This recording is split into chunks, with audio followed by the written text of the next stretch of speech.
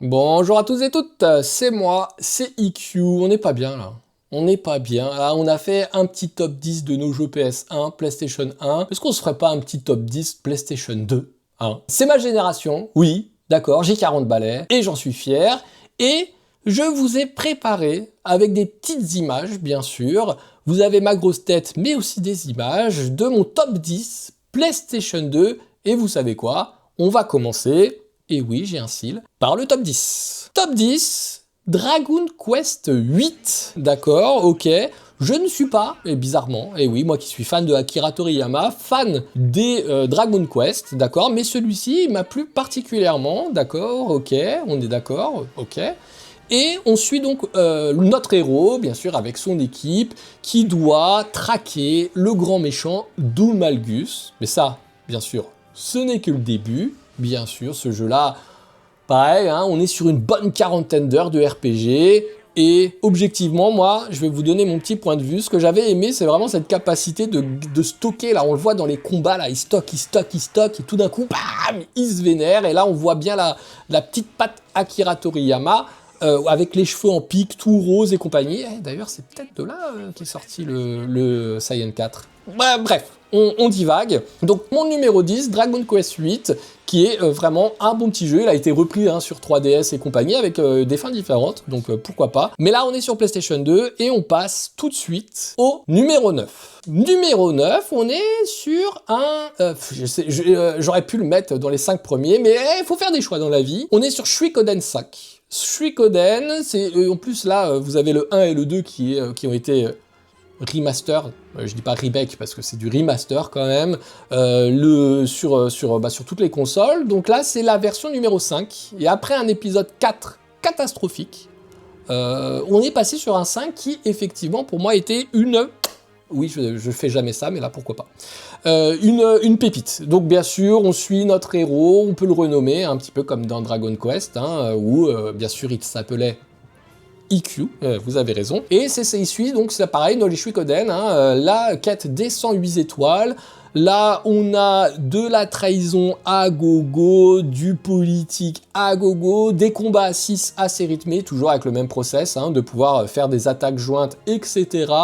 Et c'est pareil, j'avais adoré, on peut construire son château, enfin à chaque fois qu'on a des étoiles différentes, des étoiles, hein, c'est des personnages, d'accord, c'est pas Mario où il cherche vraiment des étoiles, non, là, effectivement, je me suis pas super peut-être bien exprimé, mais en tout cas, il doit retrouver 108 personnages qui vont l'accompagner hein, dans sa quête finale, et il doit donc construire son petit château, etc. Et c'est franchement les Suikoden excellents, et le 5 est bien sûr mon préféré. On va passer, on a fait le 10 et le 9, voilà, comme ma fille, on sait bien compter. On va faire le top numéro 8.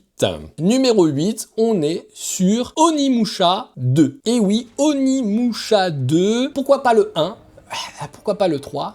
Pourquoi pas le Dawn of je sais plus quoi ?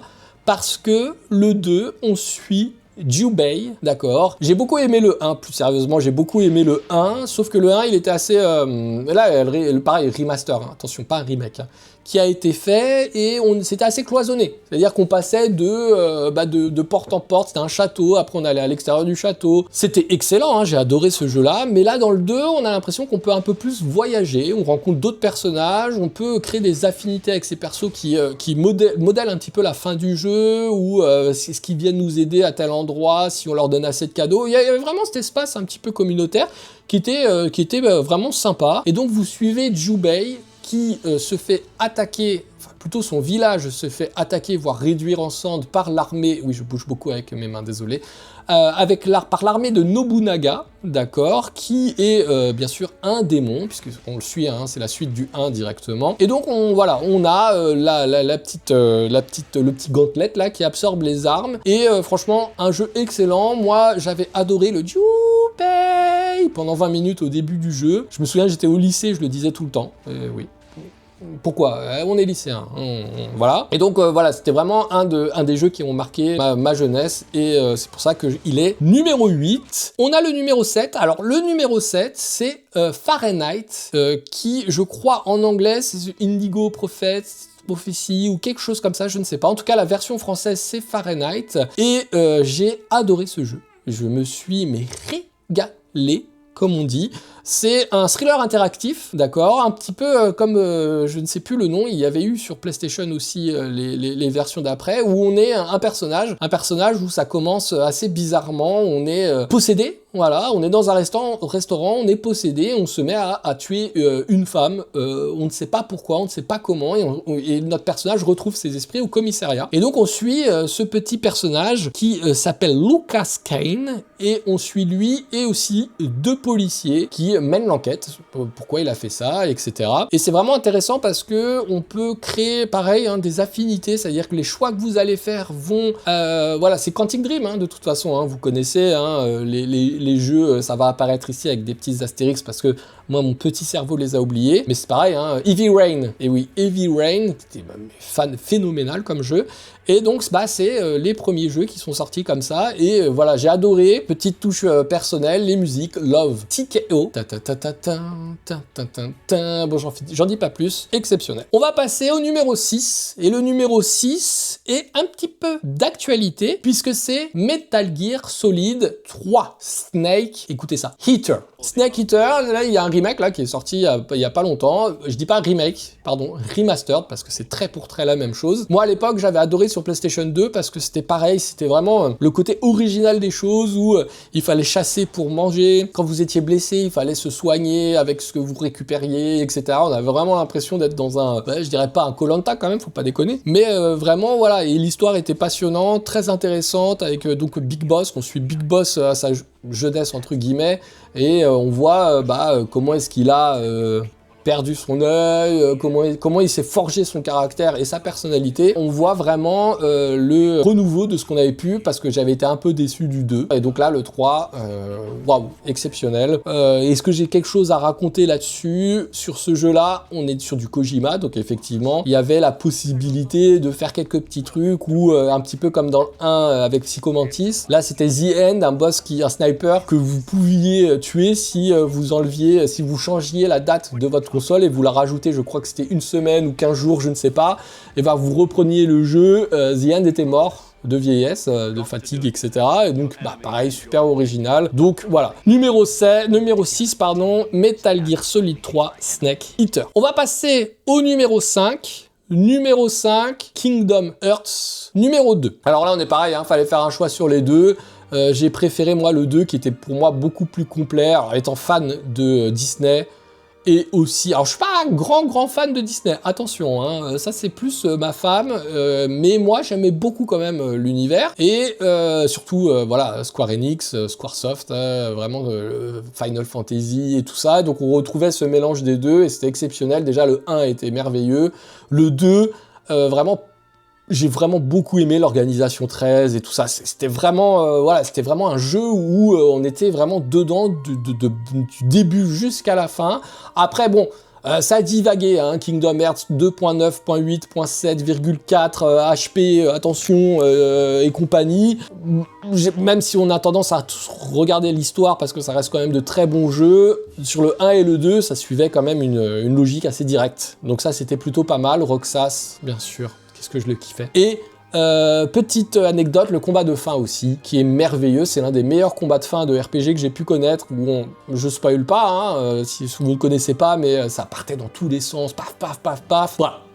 Riku, cœur sur toi. On va passer ensuite au numéro 4. Oui, je fais toujours les 4 comme ça, je n'ai pas changé depuis ma dernière vidéo. Budokai Dragon Ball Z, Budokai 3. Attention, pas Budokai Tenkaichi, Budokai 3 seulement. DBZ Budokai 3, ok, de toute façon vous verrez avec les images, on peut fusionner, voilà, moi on peut faire des fusions ratées et compagnie, les gars, moi ça s'arrêtait là. On avait notre petit personnage qui se baladait dans la planète, tout était vide, mais c'est pas grave, on allait dans le truc, on se battait, c'était...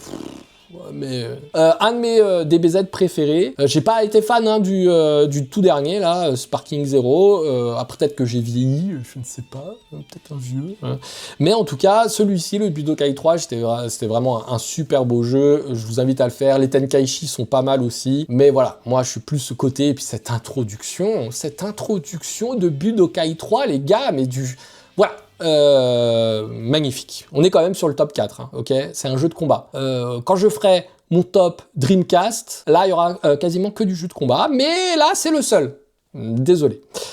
On va passer au top 3, d'accord? Le numéro 3, on est bien sûr GTA. Et oui, GTA, mais GTA San Andreas. Alors, j'ai été fan de Vice City, mais je peux pas mettre un top 10 avec tous les GTA, je peux pas dire parce qu'après ça va spoiler le premier. En tout cas, sur ce GTA là, ce que j'ai aimé quand même, ce que j'ai adoré, c'est la grandeur de la carte. Ok, on pouvait vraiment aller n'importe où, partout, etc. On suit notre petit CJ à Los Santos, avec le Grove Street, ok. Et bon, on est sur du GTA, hein, d'accord, on adore les musiques, le process, etc. de créer. Sur celui-ci, c'était pas mal parce que plus on mangeait, plus CJ grossissait.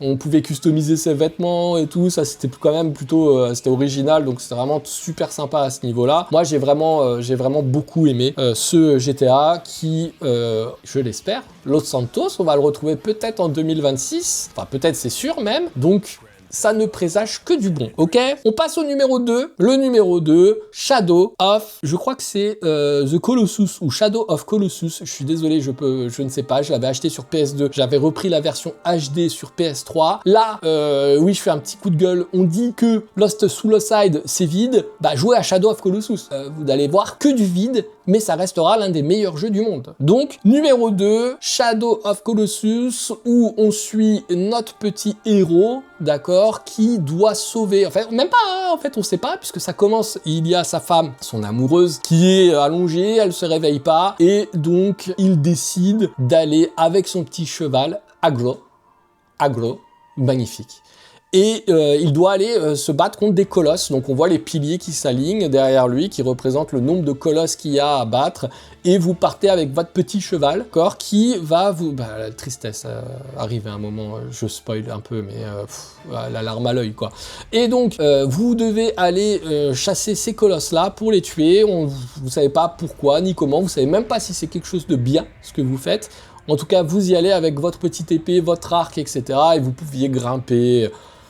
C'était magnifique. Je me souviens à l'époque, avec un pote, je lui avais montré le jeu via MSN. Je sais pas comment j'avais fait, d'accord, mais c'était mon premier live. Donc c'était magnifique. Numéro 2, pourquoi pas numéro 1, parce qu'il y a quand même au-dessus pour moi. Et le numéro uno, comme vous voulez, il arrive tout de suite. Mon top numéro 1, les gars, si vous avez vu mon top 10 PlayStation, si vous l'avez pas vu, regardez-le, hein, comme ça vous permettrait de voir. Et oui, mon numéro uno, Final Fantasy X. Tidus, mais c'est pas possible. Tidus, Yuna, Riku, Auron, Kimahri, Loulou, Waka, mais c'est pas possible, c'est magnifique. C'est, je pense, peut-être qu'un jour je ferai mon top 10, toutes consoles confondues, et je sais pas si Final Fantasy X sera le premier, hein. Objectivement, il sera dans mon top 3, j'ai passé... Alors en plus, ça correspond à une période du lycée, je crois que j'étais en seconde, donc voilà, on se dit on est grand et compagnie, mais ça fait flipper. Et donc là, on découvre un univers Spira qui est phénoménal, on suit les aventures de Tidus,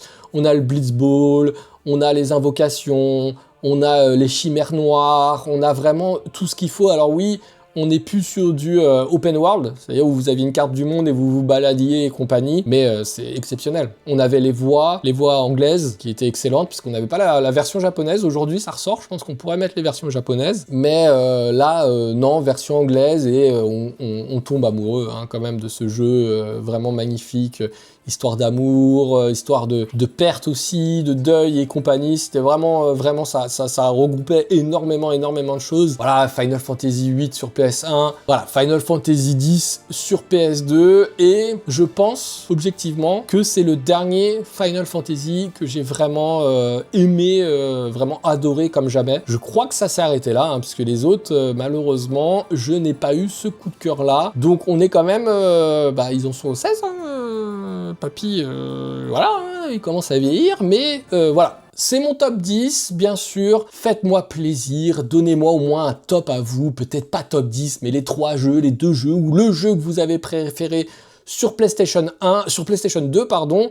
En tout cas, il y a quand même, je suis sympa, des mentions honorables, parce que oui, la PlayStation 2, pour moi, c'est l'une des meilleures consoles, avec la GameCube et la Dreamcast.